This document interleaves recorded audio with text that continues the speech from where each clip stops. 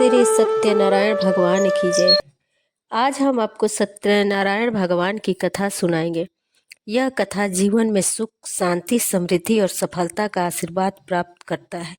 कथा आरंभ करने से पहले सत्यनारायण भगवान का ध्यान करें और उनका आशीर्वाद प्राप्त करें। पौराणिक कथाओं के अनुसार सत्यनारायण भगवान का व्रत सबसे सरल और प्रभावशाली व्रत माना गया है। एक समय नैमिषारण्य तीर्थ में शौनकादि 88,000 ऋषियों ने सूत जी से पूछा, हे प्रभु, इस कलयुग में वेद विद्या रहित मनुष्यों को प्रभु भक्ति किस प्रकार मिलेगी तथा उनका उद्धार कैसे होगा? हे मुनिश्रेष्ठ, कोई ऐसा तप कहिए जिसमें थोड़े समय में पुण्य प्राप्त हो तथा मनोवांछित फल मिले। यह कथा सुनने से हमारी इच्छा है। धर्म शास्त्र ज्ञाता श्री सूत जी बोले, हे वैष्णवों में पूज्य, आप सब ने प्राणियों के हित की बात पूछी है। अब मैं उन श्रेष्ठ व्रत को आप लोगों से कहूंगा जिस व्रत को नारद जी ने लक्ष्मी नारायण जी से पूछा था और श्री लक्ष्मीपति ने मुनि श्रेष्ठ नारद से कहा था, सो ध्यान से सुनो। एक समय योगी राज नारद जी दूसरों के हित की इच्छा से अनेक लोकों में घूमते हुए मृत्यु लोक में आ पहुंचे। यहाँ अनेक योगियों ने जन्मे हुए प्रायः सभी मनुष्यों को अपने कर्मों द्वारा अनेक दुखों से पीड़ित देखकर सोचा, किस यत्न के करने से निश्चय ही मानवों के दुखों का नाश हो सकेगा। ऐसा मन में सोचकर विष्णु लोक को गए। वहां श्वेत वर्ण और 4 भुजाओं वाले देवों के इस नारायण को, जिनके हाथ में शंख, चक्र, गदा और पद्म थे तथा वरमाला पहने हुए थे, देखकर स्तुति करने लगे। हे भगवान, आप अत्यंत शक्ति से संपन्न हैं। मन और वाणी भी आपको नहीं पा सकती। आपका आदि अंत मध्य नहीं है। निर्गुण स्वरूप सृष्टि के कारण भक्तों के दुखों को नष्ट करने वाले हो। आपको मेरा नमस्कार है। नारद जी के इस प्रकार की स्तुति सुनकर भगवान विष्णु बोले, हे मुनिश्रेष्ठ, आपके मन में क्या है? आपका किस काम के लिए आगमन हुआ है? निसंकोच कहो। तब नारद मुनि बोले, मृत्यु लोक में सब मनुष्यों जो अनेक योनियों में पैदा हुए हैं, अपने अपने कर्म के द्वारा अनेक प्रकार के दुखों से दुखी हो रहे हैं। हे नाथ, मुझ पर दया रखते हो तो बतलाइए कि उन मनुष्यों के सब दुख थोड़े से ही प्रयत्न से कैसे दूर हो सकते हैं। श्री भगवान जी बोले, हे नारद, मनुष्यों की भलाई के लिए तुमने बहुत अच्छी बात पूछी है। जिसके करने से मनुष्य मोह से छूट जाता है, वह मैं कहता हूँ, सुनो। पुण्य देने वाला स्वर्ग तथा मृत्यु लोक दोनों के दुर्लभ एक उत्तम व्रत है। आज मैं प्रेम वश होकर तुमसे कहता हूँ, श्री सत्यनारायण भगवान का यह व्रत अच्छी तरह विधान पूर्वक करके मनुष्य तुरंत ही यहाँ सुख भोग कर मरने पर मोक्ष को प्राप्त होता है। श्री भगवान के वचन सुनकर नारद मुनि बोले कि उस व्रत का फल क्या है, क्या विधान है, किसने यह व्रत किया था और किस दिन यह व्रत करना चाहिए, विस्तार से कहो। भगवान बोले, दुख, शोक आदि को दूर करने वाला, धन धान्य को बढ़ाने वाला, सौभाग्य तथा संतान को देने वाला यह व्रत सब स्थानों पर विजयी करने वाला है। भक्ति और श्रद्धा के साथ किसी भी दिन मनुष्य श्री सत्यनारायण की शाम के समय ब्राह्मणों और बंधुओं के साथ धर्म परायण होकर पूजा करे। भक्ति भाव से नैवेद्य, केले का फल, घी, दूध और गेहूं का चूर्ण सवाया ले। गेहूं के अभाव में साठी का चूर्ण, शक्कर तथा गुड़ ले और सब भक्षण योग पदार्थ जमा करके भगवान को अर्पित करे तथा बंधु बांधवों सहित ब्राह्मणों को भोजन करावे। उसके पश्चात स्वयं भोजन करे। नृत्य, गीत आदि का आचरण कर श्री सत्यनारायण भगवान का स्मरण करता हुआ समय व्यतीत करे। इस तरह व्रत करने पर मनुष्यों की इच्छा निश्चय पूरी होती है। विशेषकर कली काल में मृत्यु लोक पर यही मोक्ष को सरल उपाय है। सत्यनारायण भगवान की जय। सूत जी बोले, हे ऋषियों, जिसने पहले समय में इस व्रत को किया है उसका इतिहास कहता हूँ। ध्यान से सुनो। सुंदर काशी पूरी नगरी में एक अत्यंत निर्धन ब्राह्मण रहता था। वह भूख प्यास से बेचैन हुआ नित्य पृथ्वी पर घूमता था। ब्राह्मणों से प्रेम करने वाले भगवान ने ब्राह्मण का रूप धारण कर उसके पास जाकर आदर के साथ पूछा, हे विप्र, नित्य दुखी हुआ पृथ्वी पर क्यों घूमता है? दीन ब्राह्मण बोला, मैं निर्धन ब्राह्मण हूँ, भिक्षा के लिए पृथ्वी पर फिरता हूँ। हे भगवान, यदि आप इसका उपाय जानते हो तो कृपा करके कहो। वृद्ध ब्राह्मण बोला कि सत्यनारायण भगवान मनोवांछित फल देने वाले हैं, इसलिए हे ब्राह्मण, तू उसका पूजन कर, जिसके करने से मनुष्य सब दुखों से मुक्त होता है। ब्राह्मण को व्रत का सारा विधान बतलाकर बूढ़े ब्राह्मण का रूप धारण करने वाले श्री सत्यनारायण भगवान अंतर्ध्यान हो गए। जिस व्रत को वृद्ध ब्राह्मण ने बतलाया है, मैं उसको करूंगा, यही निश्चय करके उसे रात में नींद नहीं आई। वह सवेरे उठा, सत्यनारायण भगवान के व्रत का निश्चय कर भिक्षा के लिए चला। उस दिन उसको भिक्षा में बहुत धन मिला, जिससे बंधु बांधवों के साथ उसने श्री सत्यनारायण का व्रत किया, जिसके करने से वह विप्र सब दुखों से छूटकर अनेक प्रकार की संपत्ति से युक्त हुआ। उस समय वह विप्र हर मास व्रत करने लगा। इस तरह सत्यनारायण भगवान के व्रत को जो करेगा वह सब पापों से छूटकर मोक्ष को प्राप्त होगा। आगे जो पृथ्वी पर स्थित सत्यनारायण भगवान का व्रत करेगा वह मनुष्य सब दुखों से छूट जाएगा। इस तरह नारद जी से नारायण जी का कहा हुआ यह व्रत मैंने तुमसे कहा। हे विप्रो, मैं अब और क्या कहूँ? ऋषि बोले, हे मुनिवर, संसार में उस विप्र से सुनकर और किस किसने इस व्रत को किया, हम वह सब सुनना चाहते हैं। इसके लिए हमारे मन में श्रद्धा है। सूत जी बोले, हे मुनियों, जिसने इस व्रत को किया है वह सब सुनो। एक समय वह विप्र धन और ऐश्वर्य के अनुसार बंधु बांधवों के साथ व्रत करने को तैयार हुआ। उसी समय एक लकड़ी बेचने वाला बूढ़ा आदमी आया और बाहर लकड़ियों को रखकर विप्र के मकान में गया। प्यास से दुखी लकड़हारा उनको व्रत करते देखकर विप्र को नमस्कार कर कहने लगा कि आप यह क्या कर रहे हैं और इसके करने से क्या फल मिलता है, कृपया मुझसे कहो। ब्राह्मण ने कहा, सब मनोकामनाओं को पूरा करने वाला यह श्री सत्यनारायण भगवान का व्रत है। इसकी ही कृपा से मेरे यहाँ धन धान्य आदि की वृद्धि हुई है। विप्र से इस व्रत के बारे में जानकर लकड़हारा बहुत प्रसन्न हुआ।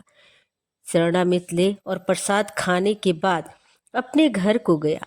लकड़हारे ने अपने मन में इस प्रकार का संकल्प किया कि आज ग्राम में लकड़ी बेचने से जो धन मिलेगा उसी से श्री सत्यनारायण भगवान का उत्तम व्रत करूंगा।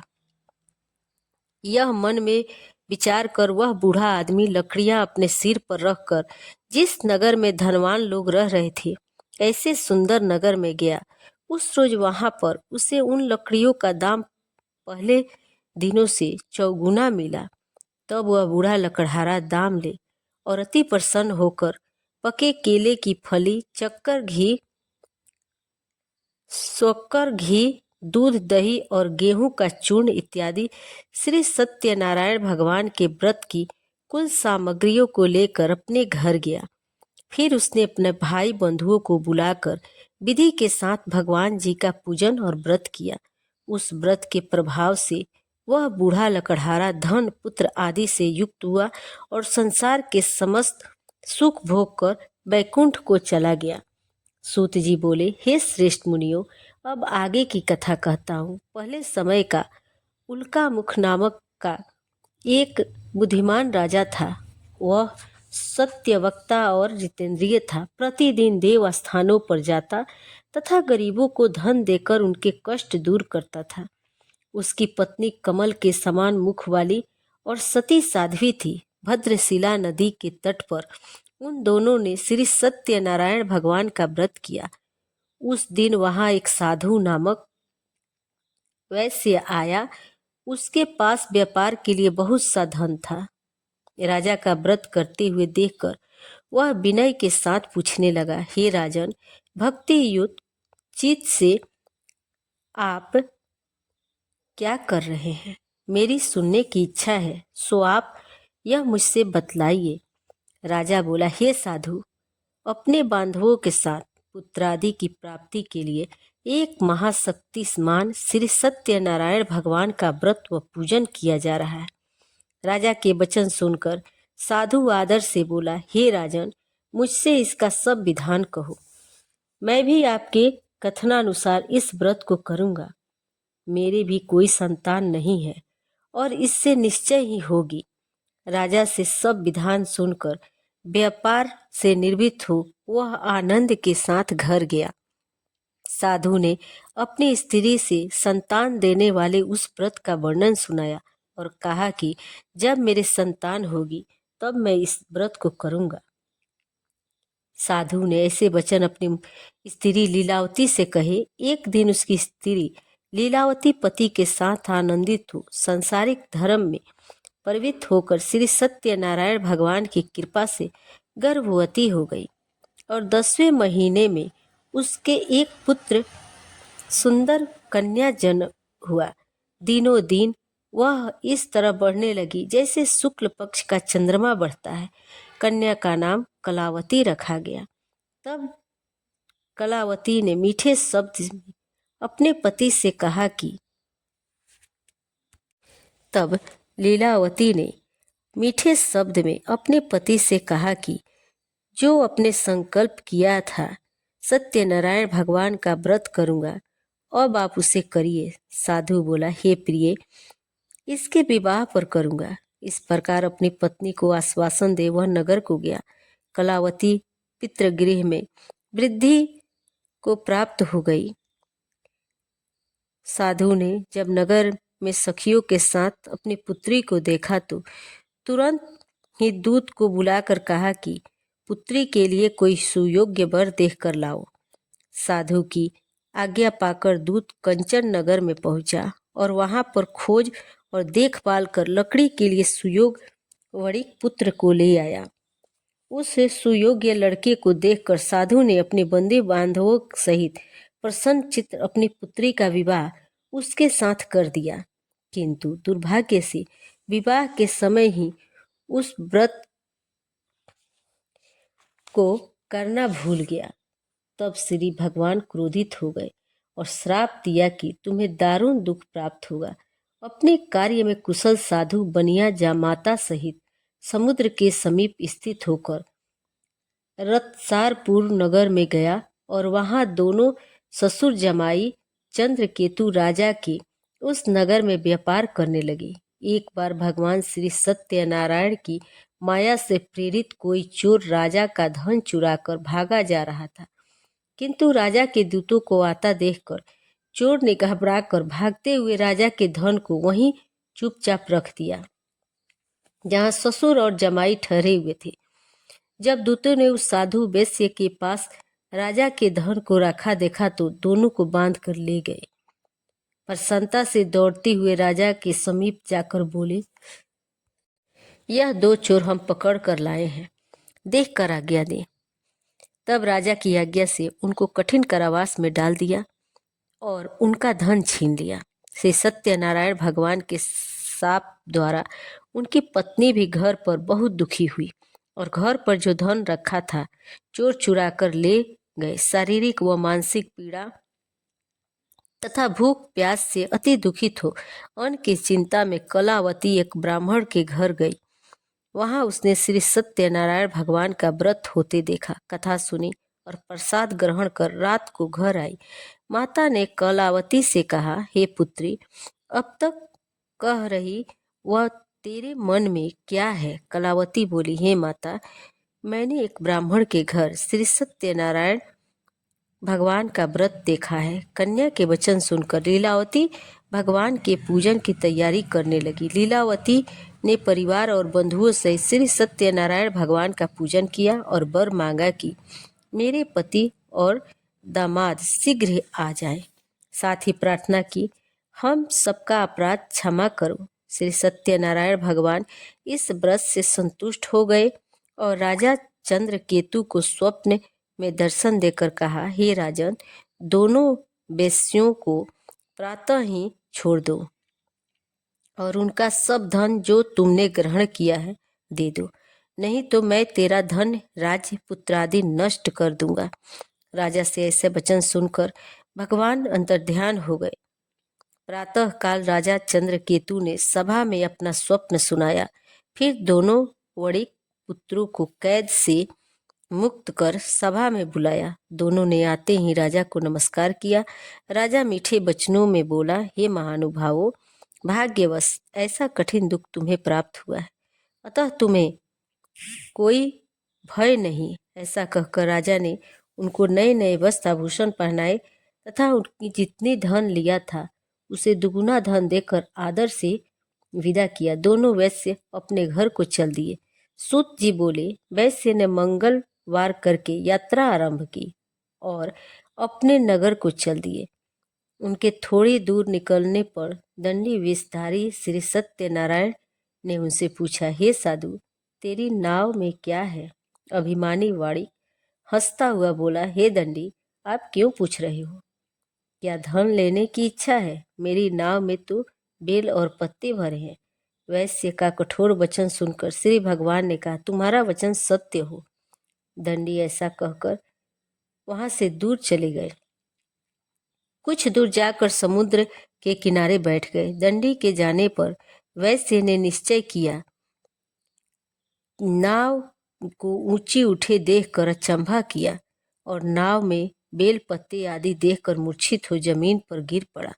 मूर्छा खुलने पर अत्यंत शोक प्रकट करने लगा। तब उसका दामाद बोला, आप शोक न करें, वह दंडी का शाप है, अतः उनकी शरण में चलना चाहिए, तभी हमारी मनोकामना पूरी होगी। दामाद के वचन सुनकर वह दंडी के पास पहुंचा और अत्यंत भक्ति भाव से नमस्कार करके बोला, मैंने जो आपसे असत्य वचन कहे थे उनको क्षमा करो।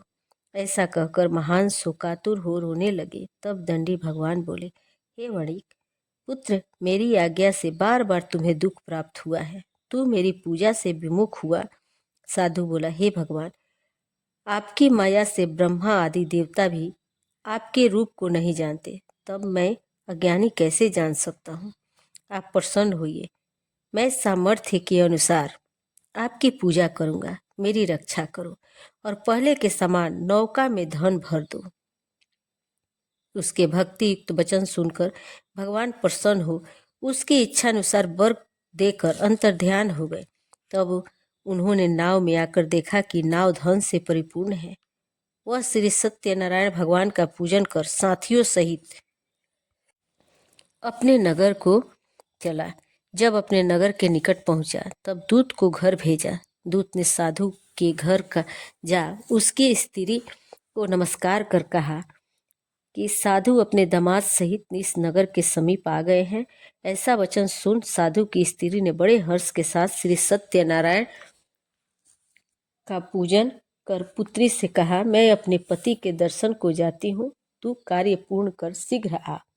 माता के ऐसे वचन सुनकर कालावती प्रसाद छोड़कर जल्दी में पति के पास गई। प्रसाद की अवज्ञा के कारण श्री सत्यनारायण भगवान ने रुष्ट हो उसके पति को नाव सहित पानी में डुबो दिया।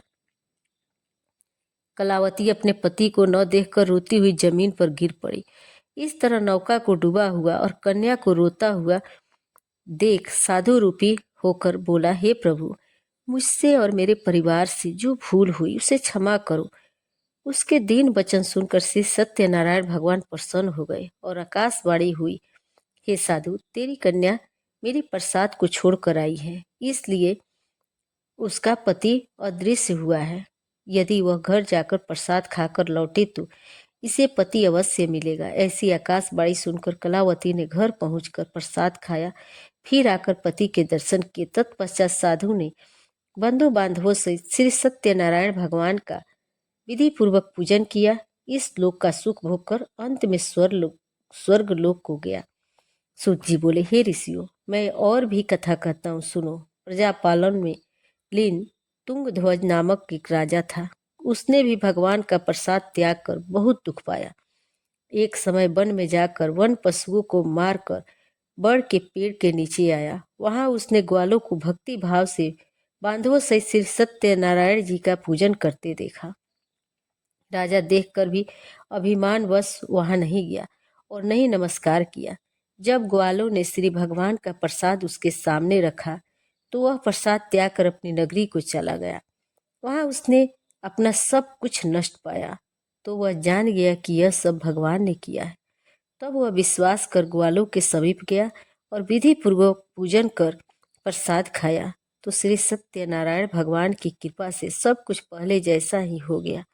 फिर दीर्घ काल तक सुख भोग कर मरने पर स्वर्ग लोक को गया। जो मनुष्य परम दुर्लभ व्रत को करेगा, भगवान की कृपा से उसे धन धान्य की प्राप्ति होगी। निर्धन धनी और बंदी बांधव से मुक्त होकर निर्भय हो जाता है। संतानहीनों को संतान प्राप्त होती है। सब मनोरथों को पूर्ण होकर अंत में बैकुंठ धाम को जाता है। जिन्होंने पहले इस व्रत को किया, अब उनके दूसरे जन्म की कथा कहता हूँ। वृद्ध सतानंद ब्राह्मण ने सुदामा का जन्म लेकर मोक्ष को पाया। लकड़हारे ने अगले जन्म में निषाद बनकर मोक्ष प्राप्त किया। उल्का मुख नाम का राजा दशरथ होकर बैकुंठ को प्राप्त हुआ। साधु नाम के वेश्य ने मूर्ध्वज बनकर अपने पुत्र को आरे से चीर कर मोक्ष को प्राप्त किया। महाराज तुंगध्वज ने स्वयंभू होकर भगवान में भक्ति हो कर्म पर मोक्ष प्राप्त किया। अब हम लोग श्री सत्यनारायण भगवान की आरती सुनेंगे। ओम जय लक्ष्मी रमणा, स्वामी जय लक्ष्मी रमणा, सत्यनारायण स्वामी जन पातक हरना। ओम जय लक्ष्मी रमणा, रत्न जड़ित सिंहासन अद्भुत छविराजे, स्वामी अद्भुत छविराजे। नारद करत निराजन, घंटा ध्वनि बाजे। ओम जय लक्ष्मी रमणा, प्रकट भये कलिकारण, तुझको दर्श दिए, स्वामी तुझको दर्श दिए। बूढ़ो ब्राह्मण बने कर कंचन महल कियो। ओम जय लक्ष्मी रमणा, दुर्बल भील कठारु, जिन पर कृपा करी, स्वामी जिन पर कृपा करी। चंद्रचूड़ एक राजा, तिनकी विपत्ति हरी। ओम जय लक्ष्मी रमणा, वैश्य मनोरथ पायो, श्रद्धा तज दीनी, स्वामी श्रद्धा तज दीनी।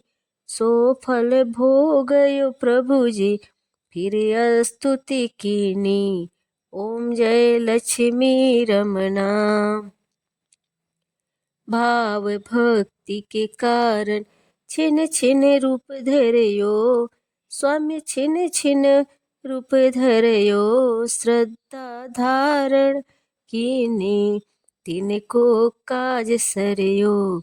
ओम जय लक्ष्मी रमणा, ग्वाल बाल संग राजा वन में भक्ति करी, स्वामी वन में भक्ति करी। मन वांछित फल दीना, दीन दयालु हरि। ओम जय लक्ष्मी रमणा, चढ़त प्रसाद सवायो, कदली फल मेवा, स्वामी कदली फल मेवा। धूप दीप तुलसी से, राजी सत्य देवा।